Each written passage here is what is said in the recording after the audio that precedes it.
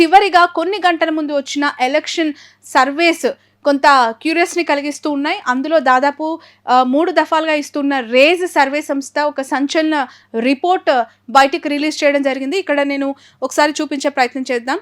8వ తారీఖు 5వ నెల వరకు కూడా వీళ్ళ శాంపుల్ కలెక్షన్ తీసుకున్నారు. ఆంధ్రప్రదేశ్కి సంబంధించి ఓవరాల్గా 175 అసెంబ్లీ నియోజకవర్గాలు, 25 పార్లమెంట్లలో వాళ్ళు ఈ సర్వే సంస్థని చేయడం జరిగింది. సో ఇక్కడ చూడొచ్చు, పార్టీ సీట్స్ 123 నుంచి 128 highest seats, assembly seats YSRCP గెలుచుకోబోతుంది అని చెప్పి వాళ్ళు నిన్న ఇచ్చిన సర్వేలో ఇక్కడ ఓపెన్గా వాళ్ళ ఫిగర్ని చెప్పడం జరిగింది. కూటమి బీజేపీ, టీడీపీ, జనసేన ఈ 3 ప్రధాన పార్టీలు కూటమిగా వచ్చినప్పుడు కూడా 47 నుంచి 52 ఎమ్మెల్యే స్థానాలు గెలుచుకునే అవకాశం ఉంది అని కూడా వాళ్ళు చెప్పడం జరిగింది. ఇక్కడ ఒకసారి గ్రాఫ్ని మనం చూద్దాం. ముఖ్యమంత్రి జగన్మోహన్ రెడ్డి పనితీరుపై మీ అభిప్రాయం తెలపండి. వచ్చే ఎన్నికల్లో ముఖ్యమంత్రిగా ఎవరైతే బాగుంటుంది అని అనుకుంటున్నారు? ఈ 2 ప్రశ్నలు ఆంధ్రప్రదేశ్ ప్రజలని వివిధ నియోజకవర్గాల్లో వాళ్ళు వెళ్ళి శాంపుల్ కలెక్షన్ చేస్తూ ఉన్నప్పుడు అడిగిన ప్రశ్న. దానికి బాగుంది అని చెప్పి 55.10% మంది చెప్పడం జరిగింది.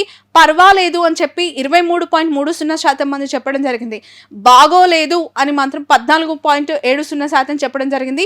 అసలు చెప్పలేము, ఇప్పటికిప్పుడు ముఖ్యమంత్రి జగన్మోహన్ రెడ్డి పనితీరు బాగుందా బాలేదా ఈ విషయంపై మాత్రం చెప్పలేము అని చెప్పి 4.90%. ఇక వచ్చే ఎన్నికల్లో సీఎం ఎవరైతే బాగుంటుంది అని అనుకున్నప్పుడు జగన్మోహన్ రెడ్డికి 61.20% ప్రజలు మళ్ళీ సీఎం జగనే అవ్వాలి, మళ్ళీ జగన్మోహన్ రెడ్డి ముఖ్యమంత్రి అయితే బాగుంటుంది అని చెప్పడం జరిగింది. ఇక చంద్రబాబు విషయానికి వస్తే 31.50% మంది ప్రజలు ఆంధ్రప్రదేశ్లో చంద్రబాబు సీఎం అయితే బాగుండు అనే అభిప్రాయాన్ని వ్యక్తం చేశారు. ఇతరులు అంటే చాలామంది ఇక ఏ పార్టీకి ఓటు వేయాలో తెలియక, ఏ పార్టీని నమ్మాలో తెలియక, లేదంటే ఇండిపెండెంట్గా సీఎం అభ్యర్థిని చూడాలి, చంద్రబాబా, పవన్ కళ్యాణ, లేదంటే బీజేపీ నుంచి పురంధేశ్వర్య, లేదంటే షర్మిలనా, జగన్మోహన్ రెడ్డి, ఇలా అన్ని క్వశ్చన్స్కి అతీతంగా ఇతరులను ఇందులో మెన్షన్ చేశారు కావచ్చు. 7.30%గా కూడా ఫిగర్ని ఇక్కడ ఇవ్వడం జరిగింది. ఇక ఓట్ షేర్ ఇండివిజువల్ పార్టీస్కి సంబంధించి ఓవరాల్గా ఆంధ్రప్రదేశ్ రాష్ట్రంలో ఇప్పటికిప్పుడు ఎన్నికలు జరిగితే వైఎస్ఆర్సీపీ 49.8% ఓట్లని నమోదు చేసుకునే అవకాశం ఉంది. రాష్ట్ర వ్యాప్తంగా 49.8% ఓట్లు వచ్చే అవకాశం ఉంది అని చెప్పి ఈ రేస్ సర్వే సంస్థ చెప్తుంది. టీడీపీ, జనసేన, బీజేపీ కూటమికి 45.3% మాత్రం ఓట్ షేర్ నమోదయ్యే అవకాశం ఉందని చెప్తున్నారు. అదర్స్లో 2.0% ఇచ్చారు. Can't say voting on bad wagen effect అని చెప్పి ఇప్పటికిప్పుడు చెప్పలేము అనే వాళ్ళు 2.9%గా ఉన్నట్లు చెప్తున్నారు. ఇక్కడ చూడొచ్చు, వైఎస్ఆర్సీపీకి కూటమికి మధ్యలో దాదాపు 3.5% మాత్రమే డిఫరెన్స్ ఇచ్చారు ఈ రేజ్ సర్వే సంస్థలు. ఒక ఫిగర్ ఇవ్వాలి అంటే కనుక 49 నుంచి 4% మాత్రమే డిఫరెన్స్ ఉంది అని చెప్తున్నారు. Vote share as on 8th మే వరకు చూస్తే పూర్తిగా వైఎస్ఆర్సీపీకి 49% వాళ్ళు ఇక్కడ ఇవ్వడం జరిగింది. ఆంధ్రప్రదేశ్లో సగానికి సగం మంది ఒక 1% అటు ఇటుగా వైసీపీని మళ్ళీ అధికారంలోకి తీసుకురావడానికి ఇష్టంగా ఉన్నట్లు చూపిస్తున్నారు. టీడీపీ, జనసేన కూటమికి 45.30% ప్రజలు ఎన్నుకోవడానికి అవకాశం ఉందని చెప్తూ ఉన్నారు. సో ఇక్కడ 4% డిఫరెన్స్ అనేది మనకు కనిపిస్తోంది. 2% అదర్స్లో ఉన్నారు. ఇప్పటికిప్పుడు చెప్పలేము అనేవాళ్ళు 2.90%లో ఉన్నారు. ఇక పార్లమెంట్ వైజ్గా సీట్ షేర్ ఒకసారి మనం చూడొచ్చు. శ్రీకాకుళంలో 7 నియోజకవర్గాల్లో వైసీపీ 5 గెలుస్తుందని చెప్తూ ఉన్నారు. విజయనగరంలో 7 సీట్లకు 6 YCP, TDP, Janasena, BJP alliance 1 అని చెప్తూ ఉన్నారు. విశాఖపట్నంలో 7 అసెంబ్లీ నియోజకవర్గాలకు గాను 4 వైసీపీ, 3 కూటమికి ఇస్తూ ఉన్నారు. అనకాపల్లి వెరీ ఇంట్రెస్టింగ్ ఇక్కడ మనకు కనిపిస్తోంది. వెరీ టఫ్ ఫైట్ ఉంది అలయన్స్కి. అలాగే అక్కడున్న టీడీపీ, జనసేన, కమ్మ, కాపు, అలాగే రాజులు, ఇవన్నీ వెలమ సామాజిక వర్గం కూడా ఉంది. చాలా మెజారిటీ ఆఫ్ ద సామాజిక వర్గాలు అక్కడ ఇన్ఫ్లుయెన్స్ చేస్తూ ఉంటాయి. చాలా డామినేటింగ్ ఎంపీ కాన్స్టిట్యున్సీ అని కూడా మనం చెప్తూ ఉంటాం. అలాంటి చోట 3 వైసీపీకి ఇచ్చారు, కూటమికి 4 ఇచ్చారు. అరకులో వైసీపీకి 7, టీడీపీ కూటమికి 0 ఇచ్చారు. అంటే అరకు పార్లమెంట్లో 7 గంపగుత్తగా వైఎస్ఆర్సీపీ క్లీన్ స్వీప్ చేయబోతూ ఉన్నట్లుగా కూడా రేజ్ సర్వే సంస్థ చెప్తుంది. కాకినాడలో వైసీపీకి 3 ఇస్తే కూటమికి 4 ఇచ్చారు. అమలాపురంలో వైసీపీకి 3 ఇస్తే కూటమికి 4. రాజమండ్రిలో కూడా 7 గాను 6 వైసీపీకి ఇచ్చారు, 1 మాత్రమే కూటమికి ఇచ్చారు. రాజమండ్రి కూడా వైసీపీ క్లీన్ స్విప్ చేసే దిశగా కూడా ఉందని చెప్పి రేజ్ చెప్తోంది.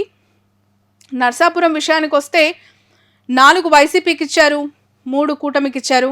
ఏలూరు విషయానికి వస్తే 7కు 7 ఏలూరు పార్లమెంట్లో వైసీపీ క్లీన్ స్విప్ చేయబోతుంది అని కూడా చెప్తున్నారు. మచిలీపట్నంలో 5 వైసీపీకి ఇస్తే 2 కూటమికి ఇచ్చారు. విజయవాడలో 6 వైసీపీకి ఇస్తే 1 కూటమికి ఇచ్చారు. గుంటూరులో 3 వైసీపీకి ఇస్తే 4 మాత్రం కూటమికి. అలాగే నర్సరావుపేట 4 వైసీపీకి 3 కూటమికి. బాపట్లలో 4 వైసీపీకి 3 కూటమికి. ఒంగోలు 7కు7 వైఎస్ఆర్సీపీ క్లీన్ స్వీప్ చేయబోతున్నట్లుగా రేజ్ సర్వే సంస్థ చెప్తుంది. ఒంగోలు మనందరికీ తెలుసు, అక్కడ బాలినేని నియోజకవర్గం, అది బాలినేని శ్రీనివాస్ రెడ్డి, ఇప్పుడు చెవిరెడ్డి భాస్కర్ రెడ్డి అక్కడ బరిలోకి దిగారు. ఇక నెల్లూరు విషయానికి వద్దాం. 7 సీట్లకు గాను 5 వైసీపీ గెలుస్తుంది అంటున్నారు రేజ్, అలాగే 2 కూటమికి ఇస్తూ ఉన్నారు. తిరుపతిలో 6 వైసీపీ గెలిస్తే 1 కూటమి గెలుస్తుందని చెప్తూ ఉన్నారు. ఇక చిత్తూరు 6 వైసీపీ గెలిస్తే 1 కూటమి అంటున్నారు. రాజంపేటలో 7కు 7 సీట్లు పూర్తిగా క్లీన్ స్వీప్ చేసే అవకాశం ఉంది వైఎస్ఆర్సీపీ. ఇంకా 1 సీటు కూడా రాజంపేట పార్లమెంటు సెగ్మెంట్లో టీడీపీ జనసేన కూటమికి ఛాన్స్ లేదని చెప్పి రేజ్ సర్వే సంస్థ చెప్తుంది. ఇక కడప విషయానికి వద్దాం. కడపలో రేజ్ సర్వే సంస్థ 6 వైసీపీకి ఇచ్చింది, 1 మాత్రం టీడీపీకి ఇచ్చింది. అసలు కడప అంటే వైఎస్ఆర్సీపీ అంటే కడప జగన్మోహన్ రెడ్డికి ఒక బలమైన నియోజకవర్గం కడప పార్లమెంట్. అలాంటి పార్లమెంట్లో 1 నియోజకవర్గం కూటమికి వస్తుంది అనేది చాలా ఇంట్రెస్టింగ్గా కనిపిస్తోంది. Let's wait and see. ఎందుకు అంటే కడప టార్గెట్గా జగన్మోహన్ రెడ్డి ఈసారి అనేక డెవలప్మెంట్స్ చేశారు. అక్కడ 7 అసెంబ్లీ నియోజకవర్గాల్లో పూర్తిగా 7కి 7 తను వాళ్ళ అకౌంట్లో వేసుకోవాలని కూడా చాలా డెవలప్మెంట్స్ చేశారు. సో ఇక్కడ 1 మాత్రం టఫ్ ఉంది. అది మేబీ మైదుకూరు అవ్వచ్చు, ప్రొద్దుటూరు అవ్వచ్చు, ఇంకా ఏదైనా ఉండొచ్చు. 1 మాత్రం వాళ్ళు ఇక్కడ ఫిగర్ అవుట్ చేశారు. ఇక కర్నూలులో 7కు గాను 5 వైసీపీకి 2 కూటమికి. నంద్యాల 5 వైసీపీకి 2 కూటమికి. హిందూపూర్ 5 వైసీపీకి 2 కూటమికి. అనంతపూర్ విషయానికి వద్దాం.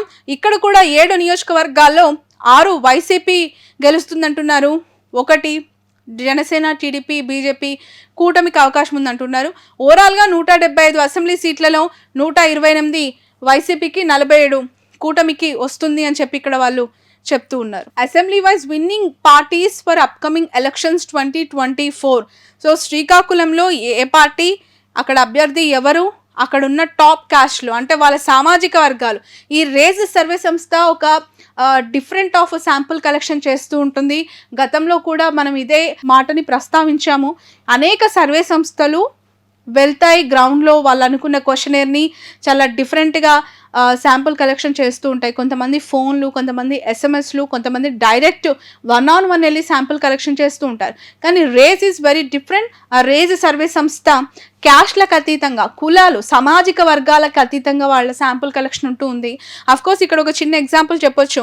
ఇచ్చాపురం, పలాస ఈ 2 నియోజకవర్గాల్లో వైఎస్ఆర్సీపీ వస్తుంది అధికారంలోకి అని చెప్పి ఆయన తన సర్వేలో రిజల్ట్ ఇచ్చారు.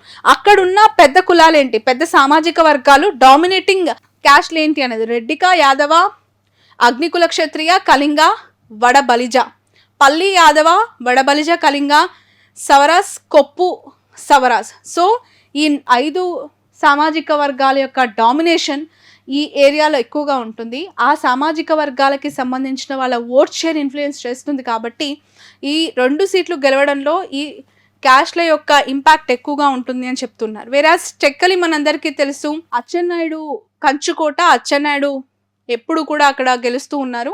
అక్కడ ఆయన క్లియర్ కట్గా గెలుస్తారు అని చెప్పి రేసి చెప్తోంది.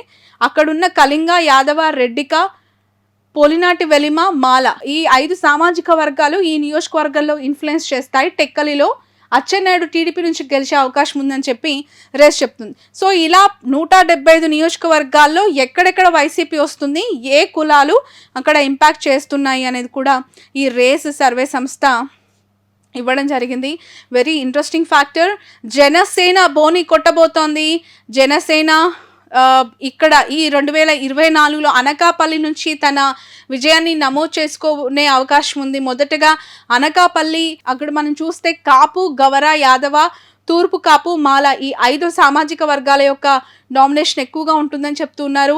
అనకాపల్లిలో జనసేన వస్తోంది, పెందుర్తిలో జనసేన వచ్చే అవకాశం ఉంది, ఎలమంచలిలో కూడా జనసేన. ఈ 3 అసెంబ్లీ సెగ్మెంట్స్ జనసేన తన ఖాతాలో వేసుకునే అవకాశం ఉందన్నారు. పిఠాపురం, కాకినాడ రూరల్లో కూడా ఈ జనసేన ప్రభావం ఉంటుంది, అక్కడే వాళ్ళు గెలవబోతున్నారని కూడా చెప్తున్నారు.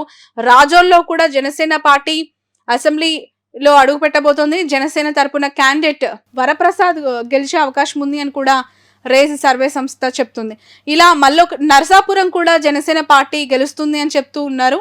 అలాగే తాడేపల్లిగూడెంలో కూడా జనసేన వస్తుంది అని కూడా చెప్తున్నారు. ఇలా దాదాపు 175 నియోజకవర్గాల్లో టీడీపీ, జనసేన, వైసీపీ ఇవన్నీ నియోజకవర్గాలు. ఇక్కడ మనకు కనిపిస్తుంది మంగళగిరిలో స్మాల్ ఎడ్జ్ టీడీపీకే ఉంది. ఖచ్చితంగా లోకేష్ గెలిచే అవకాశం మనకి కనిపిస్తోంది.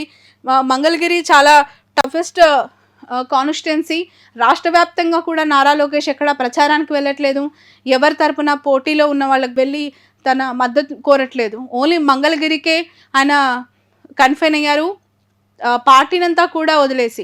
కేవలం బాబు, పవన్ కళ్యాణ్ పొత్తులో ఉన్నందుకు ఈ ఇద్దరు రాష్ట్ర వ్యాప్తంగా ప్రచారం చేస్తున్నారు. కానీ మంగళగిరిలో లోకేష్ మాత్రం ఇంటింటికి కూడా డోర్ టు డోర్ క్యాంపెయిన్ చేస్తూ నారా బ్రహ్మని, లోకేష్ ఇద్దరు కూడా కలిసికట్టుగా మంగళగిరిలో గెలవాలి, మంగళగిరిను ఆ సీటును కైవసం చేసుకోవాలి అనే ఉద్దేశంతో చాలా స్పెషల్ ఫోకస్ పెట్టారు.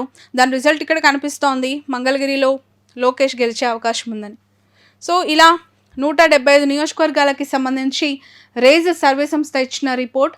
దాదాపు ఇప్పటి వరకు ఈ మధ్య కాలంలో వచ్చిన అన్ని సర్వే సంస్థలు, అంటే మెజారిటీ ఆఫ్ ద సర్వేస్, ఆత్మసాక్షి అవ్వచ్చు, అలాగే పొలిటికల్ ల్యాబొరేటరీ అవ్వచ్చు, నాగన్న సర్వే అవ్వచ్చు, ఇక జన్మత్ సర్వే, ఇలా అనేక సర్వే సంస్థలు వాళ్ళ ఒపీనియన్స్ని ఇలా డేటా రూపంలో రిలీజ్ చేస్తూ ఉన్నాయి. But range is the highest figure to give YSRCP. 123 సీట్లు వస్తాయని చెప్పి రేజ్ చెప్తుంది. చూద్దాం, మరికొన్ని గంటల్లో పోలింగ్ జరగబోతోంది, మరికొన్ని రోజుల్లో రిజల్ట్ రాబోతోంది. ఎవరు ఏ పార్టీకి ఓటు వేయబోతూ ఉన్నారు, ఏ నాయకుడిని సీఎంగా చూడబోతున్నారు.